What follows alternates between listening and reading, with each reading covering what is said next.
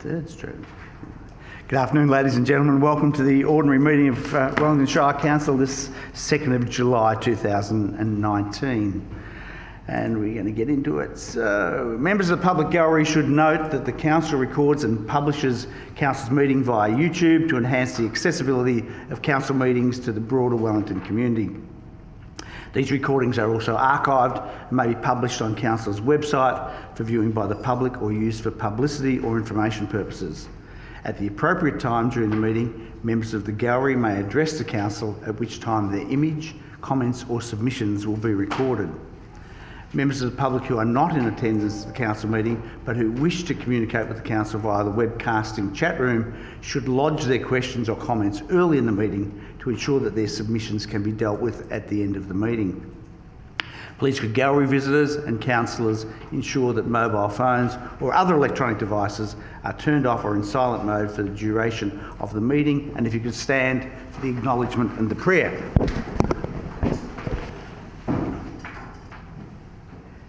We acknowledge the traditional custodians of this land, the Gunai people, and pay respects to their elders, past and present. Almighty God, we ask your blessing upon the Wellington Shire Council, its councillors, officers, staff and their families. We pray for your guidance in our decisions so that the true good of the Wellington Shire Council may result to the benefit of all residents and community groups. Amen.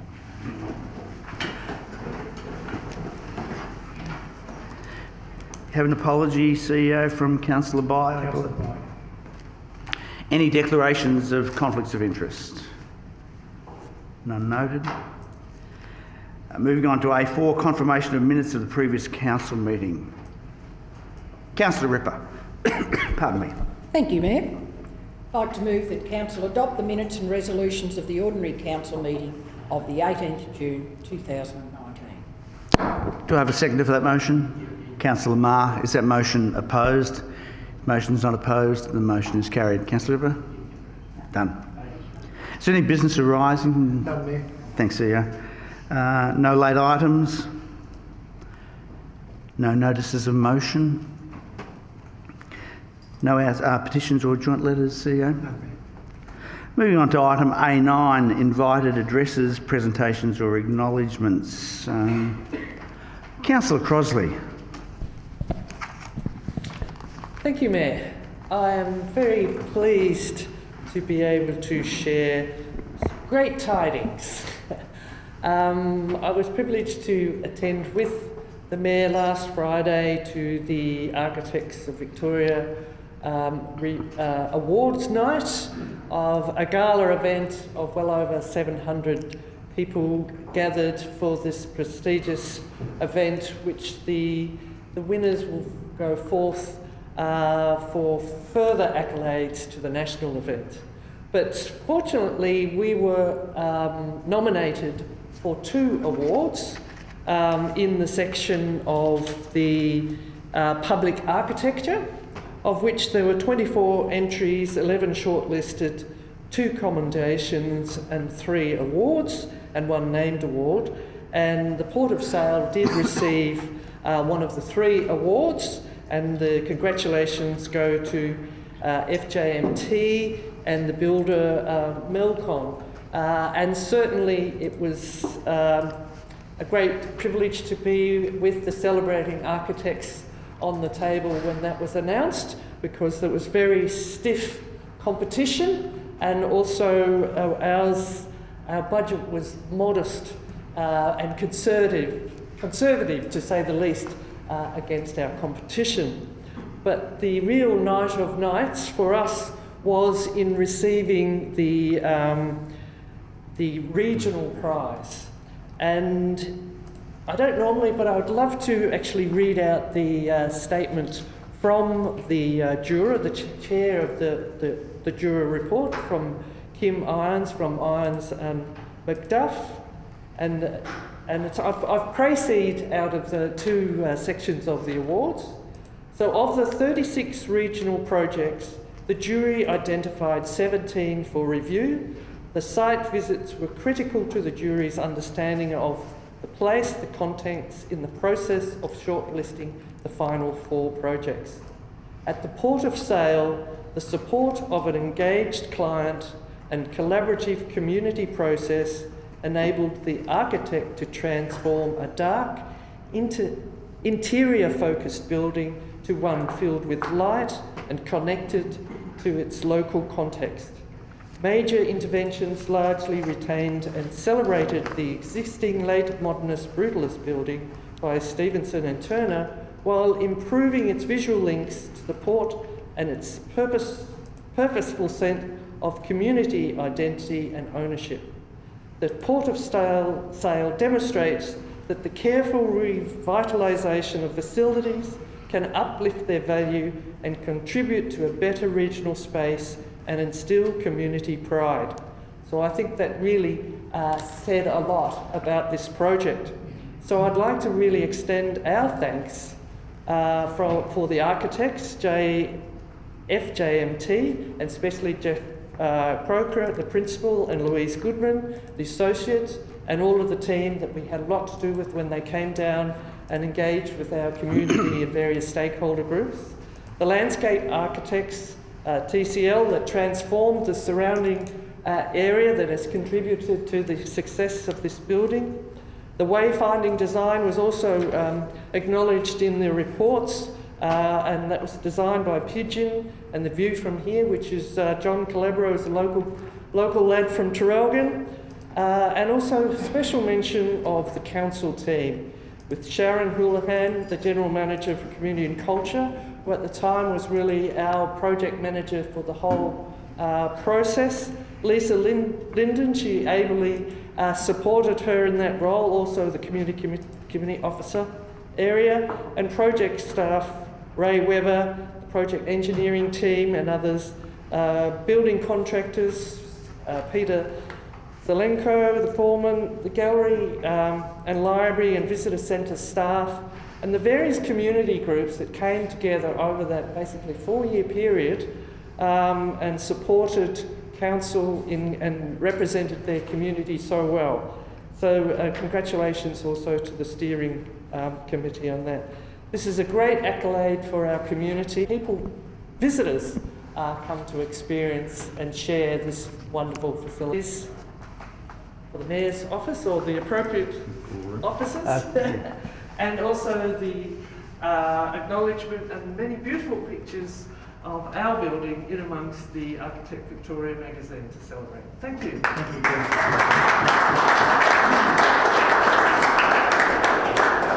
you. Yes, straight to the pool room. Can I just add, it was an absolute honour and a privilege to be there last Friday night in the company of the whole team from the architects.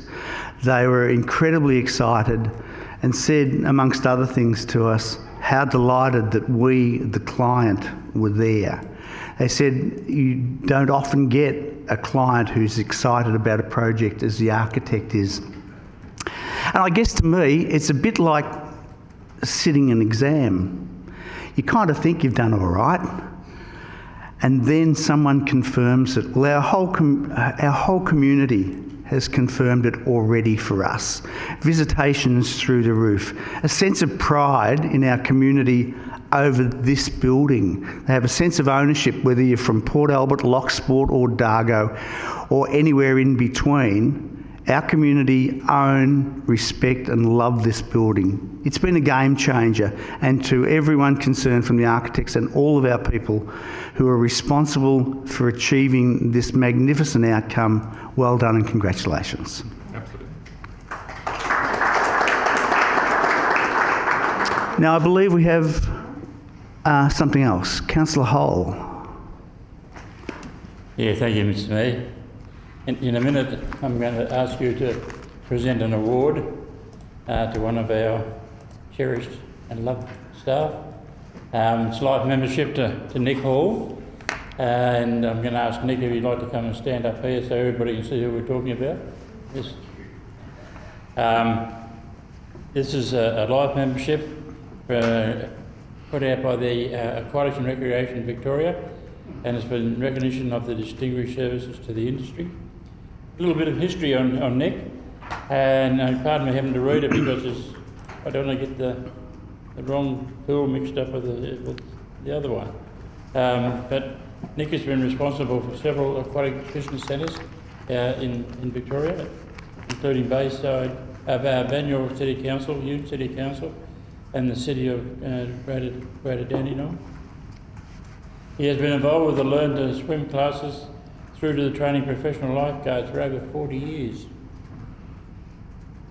Along the way, he's been acknowledged for his achievements with life membership of the Life Saving Victoria, was awarded the ARV Sir Frank Barry Pair Award for outstanding contribution by an individual to the aquatic recreation industry. He was co-author of the Royal Life Saving Victorian Guidelines for Safe Pool Operations. Since his involvement at Aqua Energy and taking up residence at McLaughlin's Beach and being part of the wonderful people in Wellington, we have seen a significant increase in development at Aqua Energy, and currently we have record enrolments. So, Nick, our sincere congratulations to you, and wonderful job on having this award dubbed on you. And I'm now going to ask the Mayor if he'd be so kind as to present it to you on behalf of Wellington Shire Council and all our people. Thanks, Malcolm. Nick, congratulations. Thank you very much. Wonderful achievement. From one old ball to a younger ball, no nepotism here, well done. Great recognition for all you've done in the industry. So, phenomenal to be able to do this too. Thank you very much.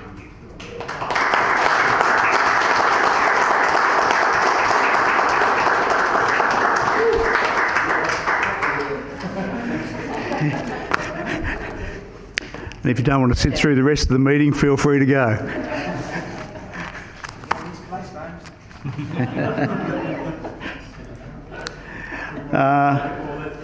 Moving on to item A10. Any questions on notice, CEO? Any delegates' reports? Not for this meeting. Moving on to item C2, General Manager Corporate Service, the Assembly of Councillors. Councillor Marr. I move that Council note and receive the attached Assembly of Councillor records for the period 10 April 2019 and 11 June 2019 to 26 of June 2019. Thanks, Councillor Marr. That was seconded by Councillor Crosley. Is that motion opposed? If not, the motion is carried. Councillor Marr. I'd just like to bring to everyone's attention that it's through this particular report that you actually see what councillors and council staff are actually doing and what we're up to. And it's especially valuable to anyone wanting to see what topics and conversations are being held at council during our days spent here at workshops, and I would suggest that it certainly makes for some very interesting reading. Thanks, Councillor Marr. Moving on to item C2.2, Audit and Risk Committee minutes. Councillor Stevens. Yes, thank you very much, Mr Mayor. I'd like to move that Council receive and note the minutes in brief, attachment 1, and the confidential attachment at item F1.1, Audit and Risk Committee minutes of the 31st of May 2019, and point 2 as move that as set out in the agenda. Thank you. Thanks, Councillor Stevens. Seconder for that motion, Councillor McCubbin. Is that motion opposed? If not, the motion is carried. Councillor Stevens. Yes, thank you very much, Mr Mayor. Yes, we had another successful meeting of the Audit and Risk Committee on the 31st of May. Unfortunately, our independent chair was absent, Mr Peter Craighead, but Mr Chris Badger stepped in and did an able job as the acting chair of the meeting. We had an excellent discussion with our auditor. I think we've got a change principle, the same firm as the audit agent, but we've got a different person leading the audit this year for Vargo, or as the agent for Vargo, I should say. We had a useful discussion on the audit strategy for 2018-2019. I'm pleased to report there's nothing significant that we need to be concerned about in relation to our forthcoming audit.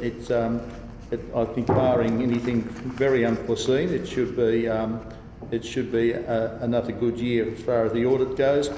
The committee also had a very good presentation from our insurance return to work officer, about the claims process and how council deals with the claims process for the claims we receive, and that was a really good discussion. And the only other comment I'd like to make, we also had a very good discussion with the internal auditor about the recent internal audit reports. And overall, it's pleasing to note that all our audit processes are working well, and that everything is on track, Mr. Mayor. Thank you, Councillor Stevens, for that report. Moving on to item C 4.1, McMillan Crescent Yarram Special Charge Street Construction Scheme Final Certificate. Councillor Stevens again. Yeah, thank you very much, Mr. Mayor. I didn't realise I was up quite so soon. I am, once I change my glasses. I'd like to move that Council adopts the final cost certificate for the McMillan Crescent Special Charge Construction Scheme, Scheme number 1703, and Council officers prepare the final apportionment amounts due from property owners for the McMillan Crescent Special Charge Construction Scheme, Scheme number 1703, based on the initial estimated cost of $74,000. Can I have a seconder for that motion? Councillor Marr. That motion opposed? Not. The motion is carried. Councillor Stevens, wish to speak to that item? Yes, thank you very much, Mr. Mayor. Look, this is a really excellent job that the council has done. So thank you to the council officers and to the contractors for the work that's being done. McMillan Crescent is now looking like $1 million compared to what it was before this work was done. It was a scheme it was a street that's been crying out for works for many years, and I'm very pleased that the council was able to initiate this work, and I think the residents are generally pleased as well about the outcomes, because this was a scheme that basically we pretty much had 100% support. I think there was only one person that wasn't happy about the footpath that was installed, but overall the completion of the works, I think, will benefit all the people that live in McMillan Crescent, and is a great job done by council. Thank you. Thanks, Councillor Stevens. If we could move on to item C 4.2, Riverview Road Wurruk Special Charge Scheme Final Cost Certificate. Councillor McMillan. Thank you very much. I'd like to move that council adopts the final cost certificate for the Riverview Road Special Charge Street Construction Scheme, Scheme number 1702, and council officers prepare the final apportionment amounts due from property owners for the Riverview Road Special Charge Scheme Construction Scheme, Scheme number 1702, based on the initial estimated cost of $185,000. That was Councillor Hole by the absolute slimmest of margins. So a second to Councillor Hole. If that motion is not opposed, the motion is carried. Councillor McMillan. Thank you, Mayor, and thank you to the councillors who supported this motion. This is part of, as Councillor Stevens pointed out, part of our special charge schemes, which are allowing us, through resident contributions, to make some real inroads into those urban street schemes. This one in particular was a fairly wild ride, if you like to say. After the initial design phase, there were some issues in the actual construction of the road, which led to some cost overruns of approximately $70,000. I think it's a very wise move of council to suggest that those overruns should not be placed onto as a further burden upon the property owners, but that we should absorb that within our Roads to Recovery funding. I should make a note of the fact that Roads to Recovery, which is a federal government initiative, is providing the bulk of the funds for this work, so we thank them very much for that. So the key message is that the initial amount that we quoted you was the amount that we're finally going to charge you. So do not worry that there were some cost overruns. We've been able to absorb that into the program.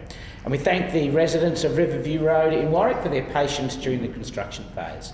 Thank you. Thanks, Councillor McMillan. If we could move on now to item C 4.3, Place Names Committee Minutes, and I understand, Councillor McMillan, you're up again. Indeed so. I'd like to move that council receive and note the minutes of the Place Names Committee meeting held on the 28th of May 2019. 2, that the name McCann be added to the council-approved road and name register for the proposed service road into Kilmany as part of the duplication of the highway.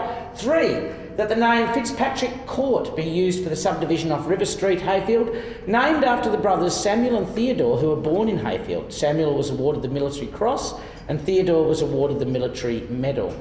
The Place Names Committee accept the following names for a subdivision in Stratford. That's Moller, McLeod, Summers and Willett, as they have connection to the Stratford locality, as well as Hardy, Williams and Stone, who are also prominent Anzacs from the area.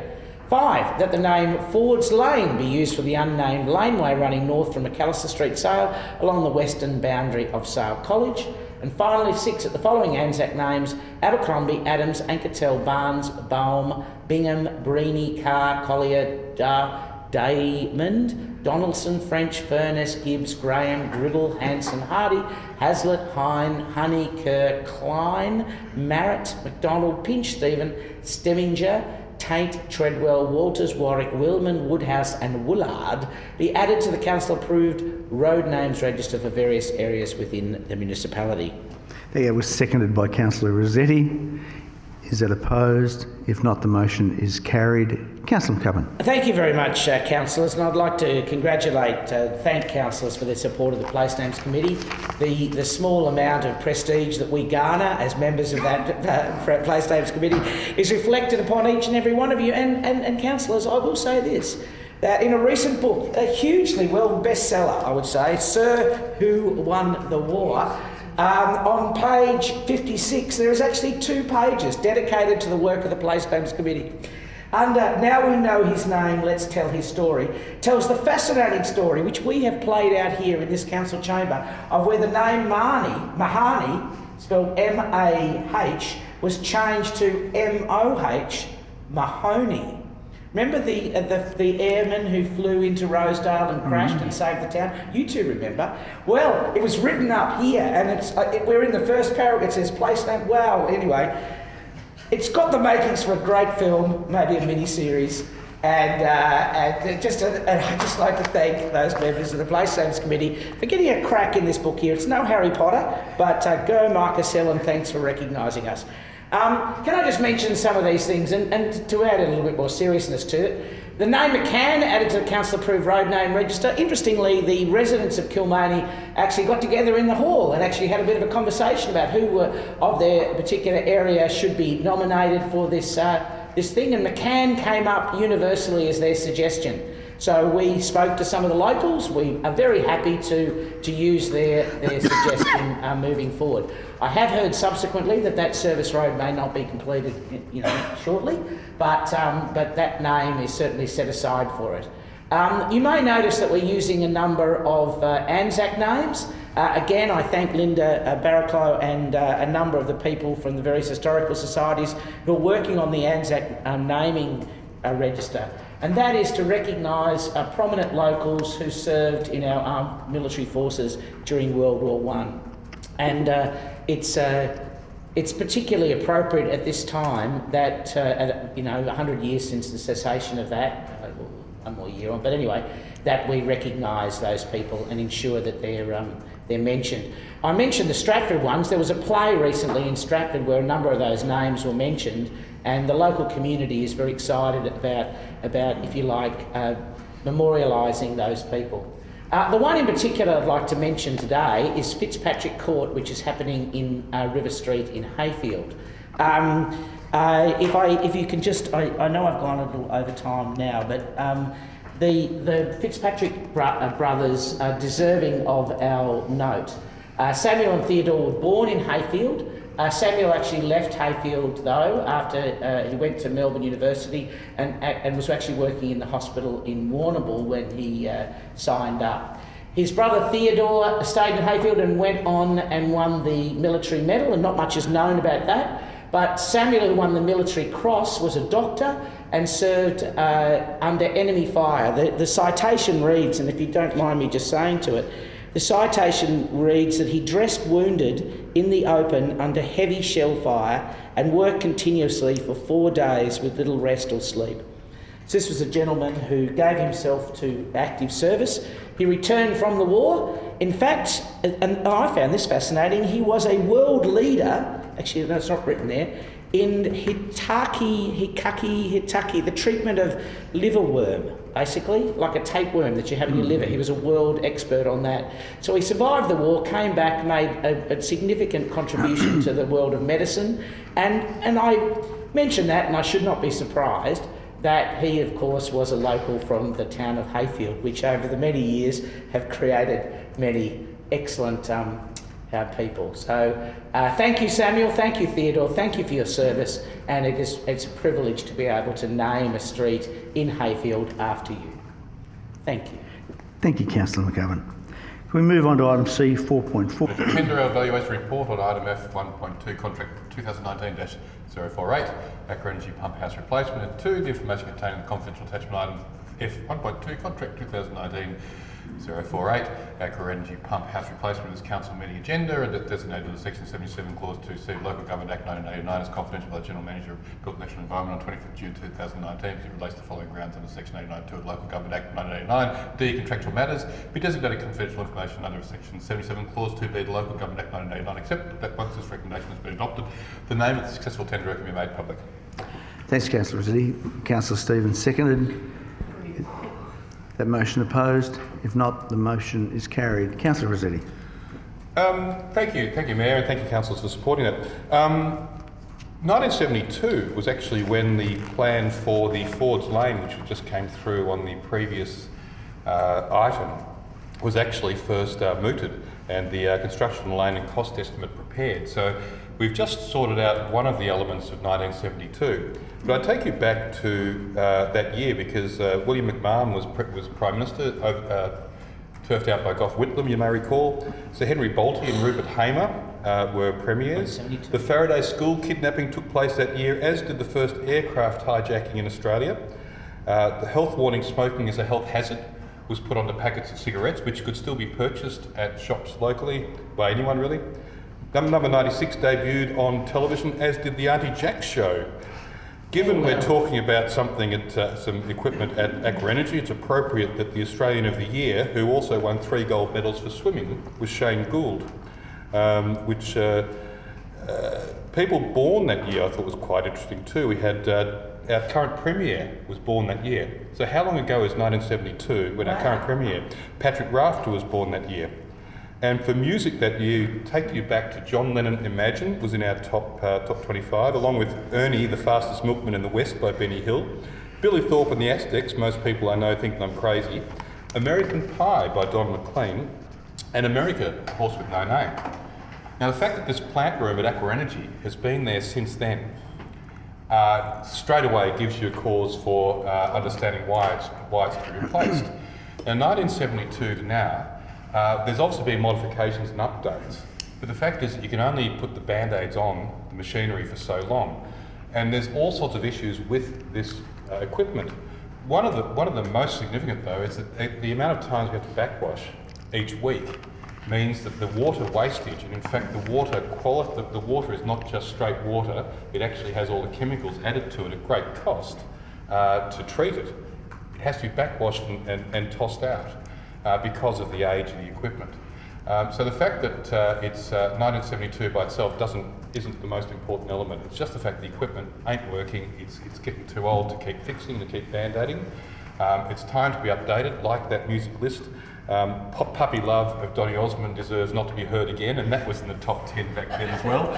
And I look forward to this new plant room being put into place to continue serving the many in our community who enjoy using the whole of Aqua Energy, but indeed those outside swimming pools.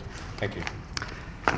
I understand it's my privilege now to announce, rather than in fact do the works of John Lennon, it's my turn to announce the successful tenderer as Brooker Builders Proprietary Limited. So, and now we're going to move on again. Have you got another story for item C 4.5? Councillor Rossetti. I don't, but if we're going to build a plant room, we need some equipment to put in it. So I move that the Council adopt the recommendations contained in the attached confidential tender evaluation report and item F 1.3 contract 2019-049 Aqua Energy Pumps and Filtration System Renewal, and are happy to take the rest as read. Seconder for that motion, Councillor Crosley. Is that motion opposed? If not, the motion is carried. Councillor Rossetti, dare I ask? Moving on to item C 5.1. Briagolong Quarry Reserve, Section 86, Dissolution. Councillor Ripper. Thank you, Mayor. I'd like to move that Council receive the minutes from the Briagolong Quarry Reserve Committee of Management's general meeting held on the 14th of May 2019. Could I have a second for that? Sorry. We're going to do another paragraph. That's okay.